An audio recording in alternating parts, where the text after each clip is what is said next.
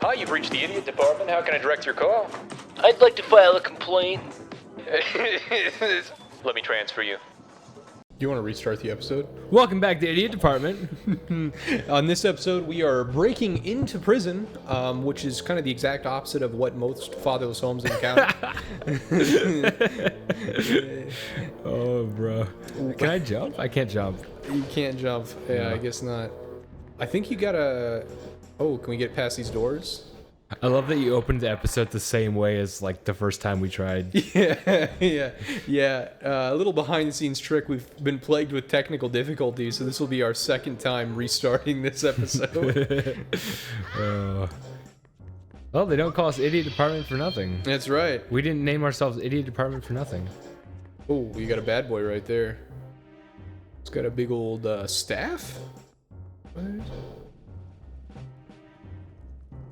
Solid Snake vibes, I like it. Nothing to see here. Nothing to see here. Oh no. Looks like I'm going back to jail. Solitary confinement time. Wouldn't it be horrible if someone left a hole in the wall? That would be terrible. And we knew exactly where it was by random happenstance. Get this out of the way. Now I wonder if we can crawl through this hole by using the crouch button. We have that bound all along. Doop doop doop. Link makes very cute noises when he's crawling. Sure does. Downright adorable. If I go in the lantern, does something happen? I don't think so. I think it's just representing light, maybe? Yeah. I'll just make my way over here. Oh, dude, we get rewarded for getting out of prison. So, bro, I wanted to tell you, I had this this thing happen when I worked at I'm not gonna say which tech company it was, but Okay. I used to work at a very well-known tech company. Yeah. And in Silicon Valley. Okay. Right? Very big, very huge tech company. Huge. And, I remember I remember when I was there, we had a workout class in the morning, right? Right. And we had this guy who ran the class who just like total badass. He's just like super ripped, and he just kept us all going at 6 a.m. You know, just like really kicked our asses. And then this one of the gals there who worked in the shoot, I don't remember which department it was. She was a programmer. Okay. And she brought this girl. Well, actually, I'm thinking of it like a club where like girls bring other girls. Right. But like, I mean, this is a multinational tech company. Okay. So it's, they came in together because they became friends. Right. And To like the workout thing you're talking. yeah. Yeah, okay. And then I remember like, she's kind of cute. And then that day they had it's like jujitsu or some kind of like mixed martial artist kind of thing. Right. And so we had to pair up for the class.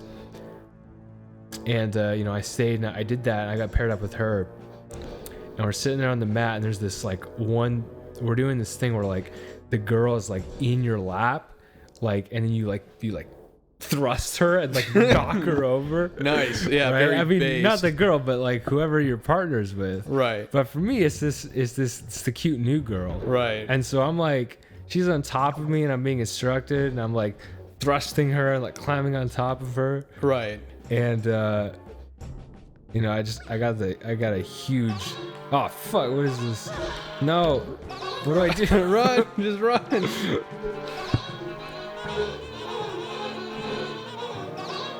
Why do they sound like little clowns? I don't know, man.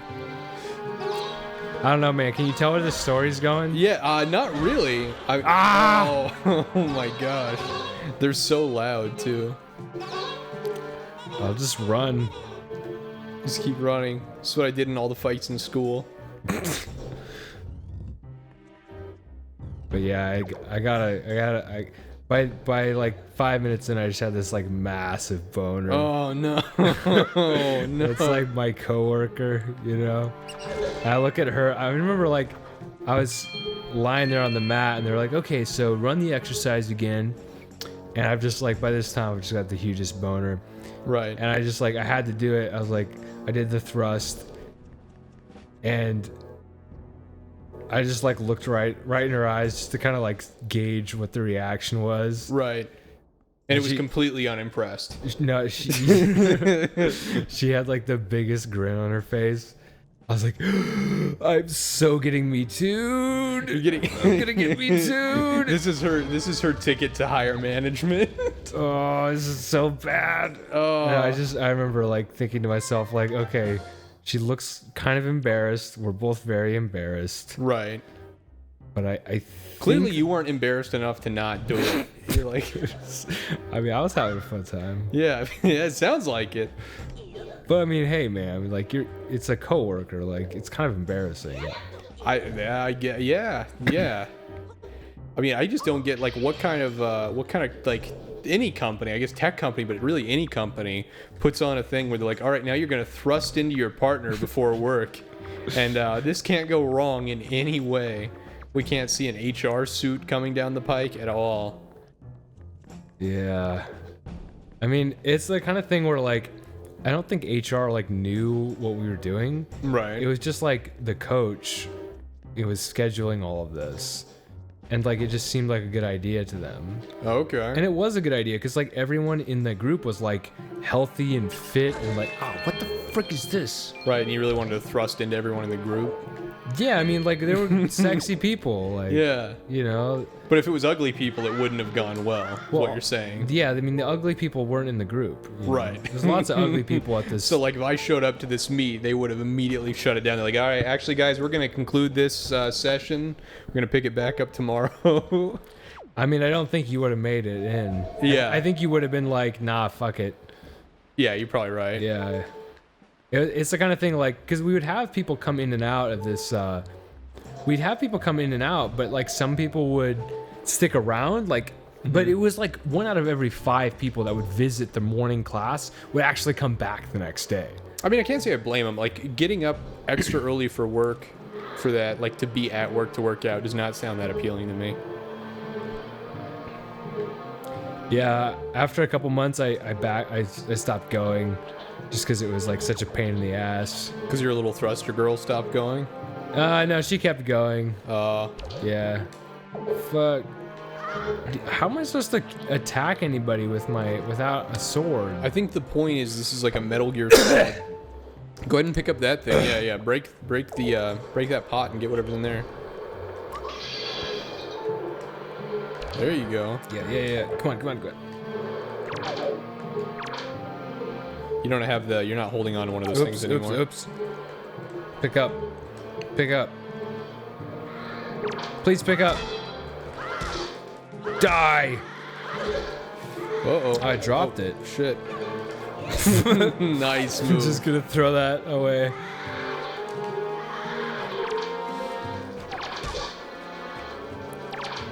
Oh, man. Ah! I really like the art style on these goblins. They look like extremely happy to be in a fight with you. They're all grinning.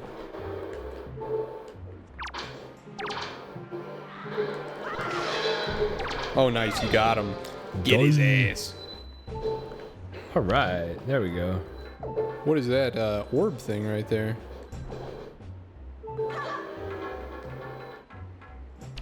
You do anything with that? Wish I could stop hitting that stupid button. Yeah, I wish you could too. Like, I feel like you're supposed to pick that up and put that on that, like, thing, but... Yeah, I don't have any option to, like, get it. That's weird. Well, I guess maybe it's... Oh, no, R to crouch, A to attack. Yeah, I don't know.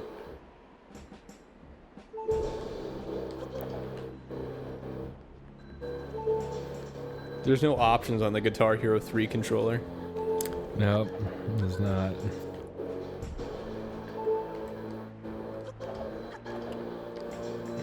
So maybe that's just like... Maybe this tower is done, I guess? I don't know. Maybe you have to go to each tower and do something like this?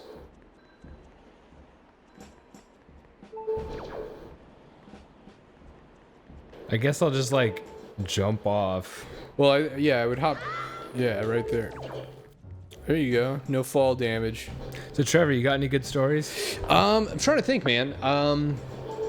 Best stories. I think I told you this one before, maybe. I don't know if I've told this before. For a while there, I worked at a car dealership, which we'll leave unnamed because they're still in business, and because the statute of liability is probably still not up. But what part of my job at the car dealership, once you sold a car, we had like an on-lot car wash, you know?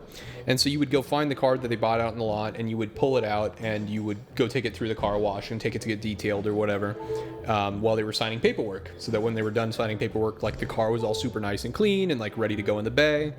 And I remember it was probably like my second week selling cars, and I was so nervous. And the lot that we had was big, but it was like super tightly packed because we had way too much inventory. And I sold this big white, I don't even remember if it was my sale or I like took it over for somebody, which makes this way worse. But it was this big white, it was a long bed double cab truck, and or crew cab truck, and it was parked in this parking space between two trucks. And as I was pulling it out, I like pulled forward, but not far enough, you know. And in my head, I'm like, oh yeah, I'm far enough to get out. And so I start cutting the wheel, and I just completely scrape the side of this truck on the truck next to it. Just absolutely, like, comedically slow, just scrape it along the side. And the truck that I was driving was white, but the truck next to it was, like, black. And so not only did the paint off the truck that I was driving come off on the black truck, but some of the black paint came off on the white truck, too. And so I take this back to our detailers, and I bring it back, and there's just this huge scrape. It's probably like 2.5 feet long and probably like 8 inches wide, like to give it it's just a big gash out of the side of the truck.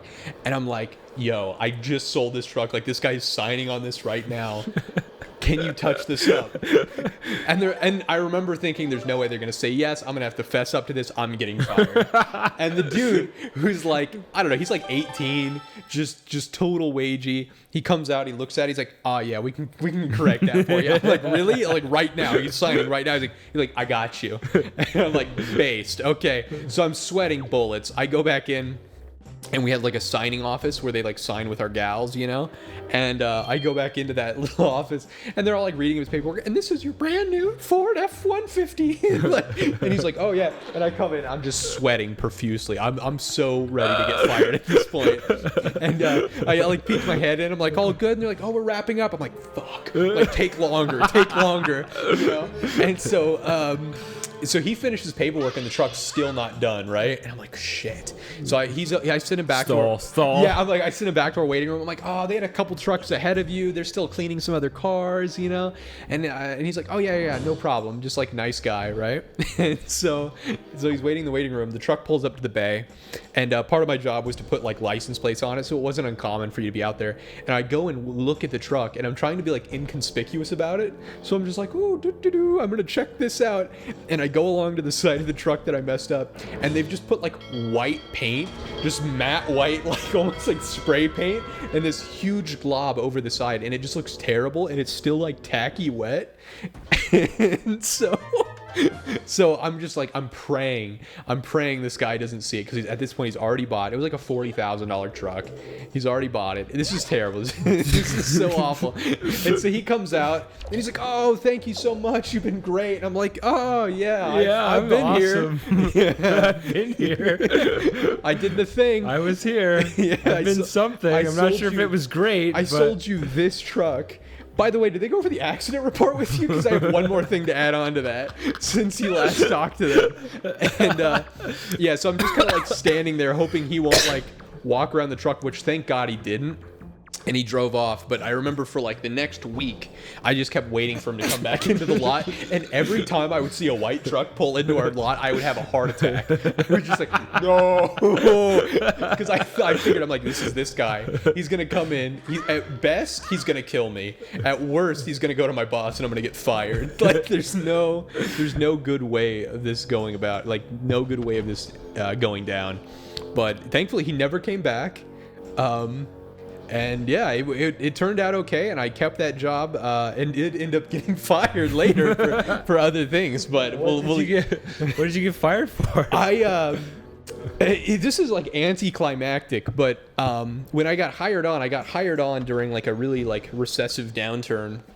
And so they hired on a bunch of employees at the same time, which is like total red flag, by the way. If you ever work for a company and they're hiring like 10 people alongside you, probably fucking run. Like, that's not a good sign that it's a good company. But I'll remember that. Yeah. Also, if they offer you the job while you're sitting at the interview, like, that's also not a good sign. But anyway, as part of my contract, I had to sell, like, in my first 4 months or something, I had to sell like the equivalent of like 20 cars, which isn't a lot, right? Because they measured cars in points. But so I'm thinking, oh yeah, that's easy, like no problem. But no, it was more cars than that. Maybe it was like 50 cars, but it was still like not an undoable amount. And like every car was 1 point, and they had some arbitrary like what is the word I'm looking for? Like just arbitrary, number. Yeah, just like a totally arbitrary system.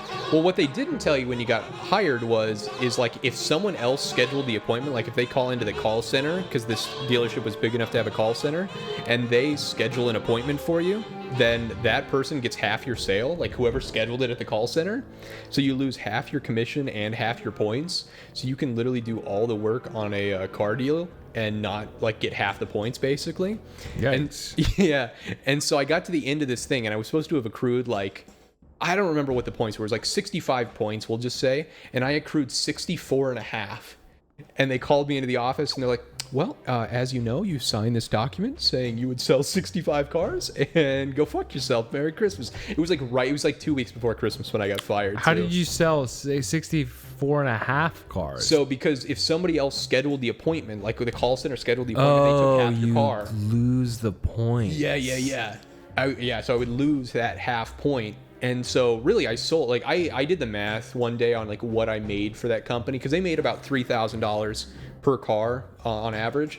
And I probably made that company like, I don't know, probably $200,000 in the time that they paid me like $15,000. Yeah. So yeah, it was good times, man. But I met a lot of cool people there. But car work is funny, but it's absolutely So they terrible. fired you because you didn't sell enough cars? Because I didn't sell enough cars by half a point. By half a point. Yeah. Wow. Yeah. Dude. And the best part was too, I remember one time, because like you could actually get quarter points too. So like if somebody else scheduled the appointment, but then you were also splitting the deal with another salesman at the store, you would literally have a quarter of a car, which was like no money. It was like $40 is all you would make on the car sale. Dude, that's garbage. Such garbage. I took one step and he got me. Gotta wait, man. You gotta be patient. I was patient and nothing happened. I think it's the next time on Idiot Department. I think it is, man. I think we got to wrap this one up. Next time on Idiot Department, Link will sell his 2002 Ford Taurus. Next time on Idiot Department, we tell more funny stories. Base. Adios. That's a good story. Yeah. I like that. Thanks, man. I liked your story, too. Of you trying to fuck your Samsung colleague. Fuck my coworker in front of all my other coworkers. Yeah. That was so awkward. I can only imagine, dude. It's like, pat. Looking at me like, pat. She's looking at you, just slowly pulling out pepper spray from her purse. Name of that episode will probably be like, Dustin almost gets me too. Yeah, base. That's a good one.